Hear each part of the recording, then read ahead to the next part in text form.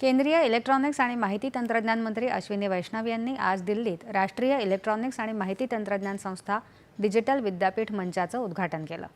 उच्च गुणवत्ता डिजिटल शिक्षणाच्या उपलब्धतेचं लोकशाहीकरण करण्यासाठी या मंचाची निर्मिती करण्यात आली आहे।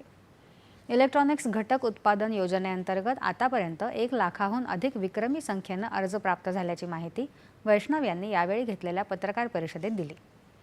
पंतप्रधान नरेंद्र मोदी यांनी इलेक्ट्रॉनिक्स उत्पादनावर लक्ष केंद्रित केलं असून गेल्या 11 वर्षांत याचे ठळक परिणाम दिसून आले आहेत असं ते म्हणाले। इलेक्ट्रॉनिक्स वस्तूंबद्दल जगाचा भारतावर विश्वास निर्माण झाला आहे।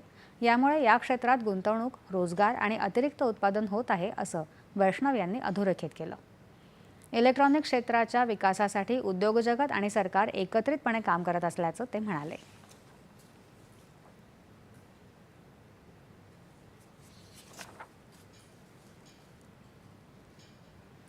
राज्यातली दुकानं, मॉल